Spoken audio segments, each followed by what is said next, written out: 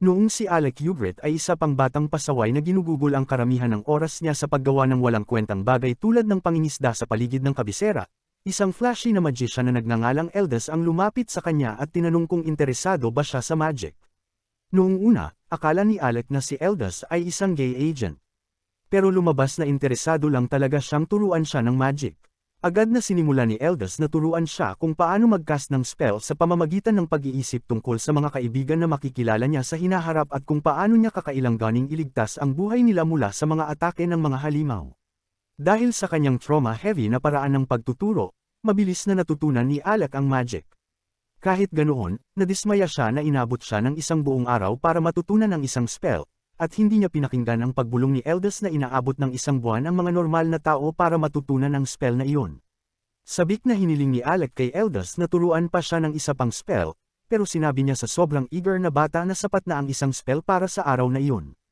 Hindi nasiyahan si Alec doon, pero nanatiling matatag si Eldas sa kanyang desisyon, at nagpasya silang sayangin ang natitirang oras sa pangingisda. Nagmukmak si Alec na parang gay sa buong oras na iyon. Pero pagkatapos ay pinataas ni Eldas ang kanyang ego sa pagsasabing may mahusay siyang talento sa magic. Sinabi niya kay Alec na kahit wala ang kanyang mga leksyon, magiging mahusay siyang magician sa hinaharap at hiniling sa kanya na ipaubaya ito sa tadhana. Nagulat si Alec sa narinig niya at tinanong si Eldas kung bakit siya tinuturuan ng magic sa simula pa lang. Bago pa siya makasagot, may nahuling isda sa kanyang linya at natarante si Eldas dahil hindi pa siya nakakahuli ng isda dati. Tinuwanan siya ni Alec bago siya tulungan, sinasabing ang isang magician na kasing husay niya ay dapat marunong manghuli ng isda. Gayunpaman, nagpatuloy ang kanilang buhay bilang estudyante at guro habang lumilipas ang panahon at marami pang itinuro si Eldas kay Alec tungkol sa magic. Pero isang araw, bigla na lang inanunsyo ni Eldas na aalis na siya sa kabisera. Nasaktan si Alec sa balitang ito dahil ibig sabihin ay hindi na niya muling makikita ang kanyang guro, pero may huling payo si Eldas para sa kanya. Sinabi niya kay Alec na kung sakaling magkaroon siya ng pagkakataon na maging court magician sa hinaharap, dapat niyang tanggihan ang posisyon na iyon. Hindi maintindihan ni Alec ang ibig niyang sabihin at tinanong si Eldas kung bakit pa niya siya tinuruan ng magic sa simula pa lang. Saglit na nawala ang malungkot na ekspresyon ni Eldas habang binabanggit niya ang yumaong ina ni Alec na gumawa ng malaking pabor para sa kanya noong siya ay nabubuhay pa at sinusubukan lang niyang suklian ito sa pamamagitan ng pagtuturo sa kanyang anak. Iyon na ang huling beses na nakita ni Alec ang kanyang guro at nagsumikap siyang makapasok sa Royal Magic Academy upang muli niya itong makilala. Doon, nalaman ni Alec na si Eldas ay dating estudyante ng parehong akademya at nagtapos bilang top ng kanyang klase, at naging court magician agad pagkatapos noon. Gayunpaman, natanggal siya sa posisyong iyon makalipas ang ilang taon at naunawaan ni Alec kung bakit sinabi ni Eldas sa kanya na huwag maging court magician. Sa halip na sundin ang kanyang payo, nagpasya si Alec na maging court magician para harapin ang mismong hindi makatarungang Imperial Court. Sa madaling salita, nagtagumpay siya sa kanyang layunin at naging court magician. Pero lumabas na dapat pala ay nakinig siya sa payo ng kanyang guro. Napagtanto lamang ito ni Alec nang paalisin siya ni Crown Prince Regulus mula sa kanilang adventure party sa gitna ng isang dungeon. Tinanong niya ang prinsipe kung ano ang dahilan at sinabi ng gay sa kanya na tinatanggal siya dahil wala siyang silbi. Ikinwento niya kung paano nila laging inilalagay sa panganib ang kanilang buhay sa frontline para talunin ang mga halimaw. Ang fire magician na si Lenny ay gumagamit ng kanyang spells para itaboy ang mga halimaw at ang kanilang tank na si X ay hinaharang ang mga atake ng kalaban. Samantala, si Alec ay laging nasa likuran at kaya lang niyang mag-cast ng kaawa-awang support magic. Sinabi ni Regulus na hindi nila kailangan ng isang talunan tulad niya sa kanilang party at lalo pa siyang ininsulto, sinasabing hindi siya karapat-dapat tawaging court magician. Sinubukan ni Alec na ipaliwanag ang dahilan kung bakit support magic lang ang ginagamit niya, pero ayaw pakinggan ni Regulus ang kanyang sagot. Sumang-ayon din si Lenny sa kanya, tinawag si Alec na duwag na walang lakas ng loob para pumasok ng mas malalim sa dungeon, at palagi siyang pabigat sa kanila. Tahimik ding tumanggaw si X bilang pagsang-ayon, at sinabi ni Lenny na tiniis nila siya sa lahat ng oras na iyon dahil inutusan ng hari na sumama siya sa kanilang party. Gayunpaman, ngayon na nagpa siya ang prinsipe na si Pain siya, wala na siyang nakikitang dahilan para maging magalang sa kanya. Sinabi ni Regulus na malamang ay nakuha ni Alec ang pinakamataas na marka sa akademya sa pamamagitan ng pagbibigay ng suhol sa mga propesor para sa dagdag na puntos. Pagkatapos ay tinanong niya kung bakit may dala siyang dagger kahit bawal sa mga commoner ang magdala ng armas. Ipinaliwanag ni Alec na kakailanganin nila ang dagger para sa susunod na floor ng dungeon, pero nagalit si Regulus sa kanya. Inagaw niya ang dagger at hinawakan ang kwelyo ni Alec, sinasabing walang sinuman sa kanyang party ang susuway sa kanya. Pagkatapos ay inagaw ng prinsipe ang kanyang court wizard robe, sinasabing hindi siya karapat-dapat dito. Naiwang wasak si Alec dahil dito at wala siyang pagpipilian kundi umalis sa dungeon. Gayunpaman, kahit tinanggal at ininsulto siya, gusto pa rin niyang tulungan si Regulus at ang party. Pinagsama-sama niya ang ilang notes na makakatulong kay Regulus na harapin ang mas mababang floor ng dungeon, lalo na't kulang siya sa magic power. Kinabukasan, pumunta si Alex sa palasyo para makipagkita sa hari pero pinigilan siya ng mga gwardya, sinasabing tinanggal na siya sa posisyon bilang court magician. Isa na lang siyang commoner ngayon, at hindi pinapayagan ng mga commoner na pumasok sa palasyo ng walang pahintulot. Nagulat si Alex sa narinig na ito at eksakto namang dumating si Lenny para dagdagan ang kanyang sakit.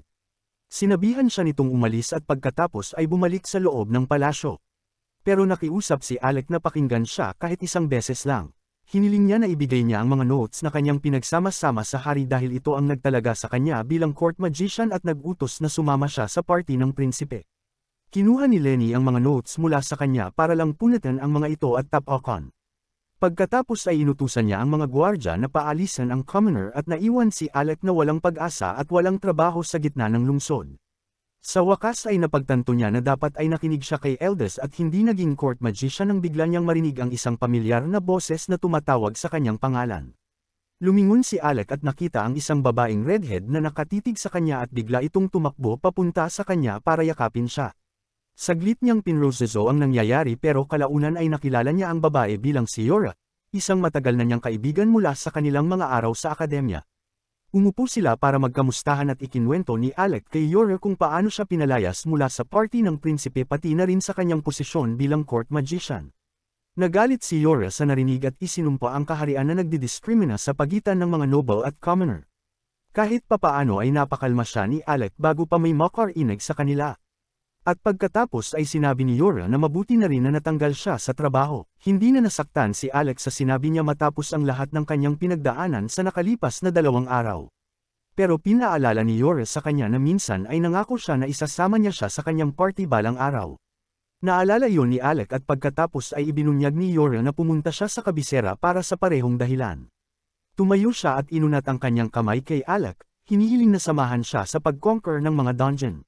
Masaya siyang tinanggap ang alok pero nagsimula siyang magduda sa sarili matapos matanggal sa trabaho. Gayunpaman, walang pakialam si Yora sa lahat ng iyon.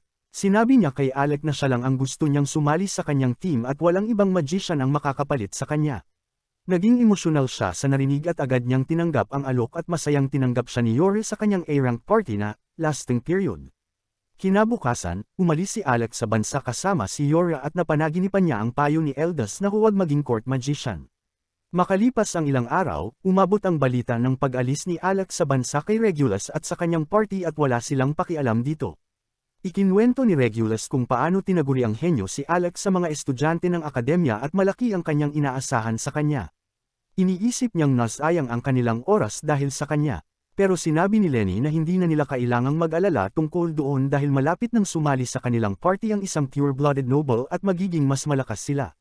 Samantala, dumating sina Alec at Yora sa Fizzle, ang lungsod ng mga dungeon. Ikinwento ni Yora sa kanya kung paano ang lungsod na ito ay base ng maraming adventurer dahil hindi ito nagdidiskrimina sa pagitan ng mga noble at commoner. Sabik siyang maiparehistro si Alec bilang adventurer agad, pero pagdating nila sa guild, nabigla sila. Sinabi ng receptionist kay Alec na hindi siya maaaring merehistro sa party ni Yora dahil lumalagpas sila sa floor 30 ng dungeon at kailangan niyang maging miyembro ng guild sa loob ng 2 taon bago siya payagang sumali sa kanila. Nagwala si Yora sa narinig at hiniling sa receptionist na gumawa ng exception para kay Alec, pero tumanggi ito.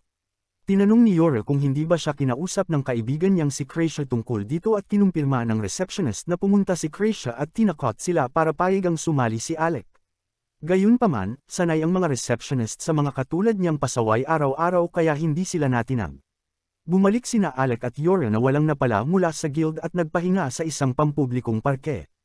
Habang kumakain ng tanghalian, sinabi ni Yora kay Alec na umabot na sila sa floor 52 ng dungeon at hindi sila maaaring maghintay ng 2 taon para makasali siya sa kanilang party.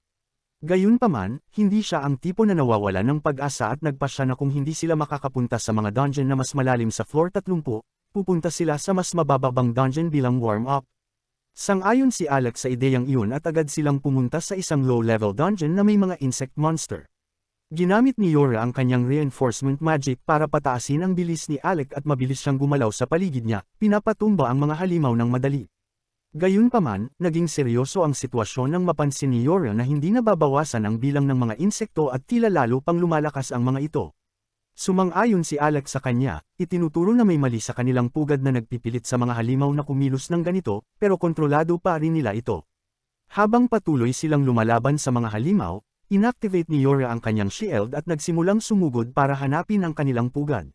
Sinabi ni Alex sa kanya na malaki ang panganib na ginagawa niya. Pero sinabi niya na wala lang iyon. Sinabi niya na tila nawala na siya ng talas dahil kung siya ang dating Alec, walang halaga ang mga halimaw na ganitong level para sa kanya. Hiniling niya na magtiwala siya sa kanya at bumalik sa kanyang tunay na sarili muli. Napagtanto ni Alec na tama si Yora at kailangan lang niyang mabawi ang kanyang kumpiyansa para mailabas sila sa sitwasyong ito. Naalala niya ang leksyon ni Eldest tungkol sa kung paano niya kailangang iligtas ang kanyang mga kaibigan mula sa panganib at ginamit iyon bilang motibasyon, nagpasya siyang umatake. Mabilis na pinabagsak ni Alec ang ilang halimaw gamit ang fireballs at pagkatapos ay tinapos ang natitira gamit ang kanyang dagger. Gayunpaman, isang malaking swarm ng mga halimaw ang pumulibot sa kanila pagkatapos noon, pero hindi na nag-alala si Yore tungkol dito. Nagcast siya ng barrier sa paligid nila, nagbibigay kay Alec ng oras para maghanda ng isang malakas na wide area spell na agad nag-disintegrate sa lahat ng mga insekto. Nang tila kumalma na ang lahat, tinapik siya ni Yore sa likod, sinasabing nandyan pa rin ang kanyang galing. Bigla na lang, nagsimulang manginig ang lupa sa ilalim nila at isang napakalaking earthworm ang lumabas mula rito. Inatake nito si Yora, muntik na siyang malunok. Sinabi ni Alex sa kanya na ililigtas niya siya at kailangan lang niyang i-activate ang kanyang shield. Lubos na nagtiwala si Yora sa kanya at inactivate niya ang kanyang shield spell habang tinawag ni Alec ang isang fire serpent at inatake ang earthworm gamit ito. Ginawang abo ang halimaw. Ganap na hindi nasaktan si Yora sa apoy. At habang bumababa siya sa lupa, tumakbo siya papunta kay Alec. Sinabi niya na siya pa rin ang pinakamalakas na attack mage na kilala niya, at pinaalala ng laban nila ang kanilang mga araw sa akademya. Noon, nahirapan sila laban sa isang 5 ulong dragon na sobrang tibay para sa kanilang mga armas, at napakabangis ng mga atake nito. Gayunpaman, winasak ni Alec ang halimaw gamit lamang ang isang spell matapos ang sapat na paghahanda. Dahil doon, nalinis nila ang ika-68 na floor ng dungeon at nakagawa ng bagong record sa akademya. At ngayon, muling sasali si Alex sa parehong party ng mga kaibigan. Salamat sa panunood. Kung gusto nyo pa ng ganitong content, comment nyo lang, like and subscribe na din kayo mga lods.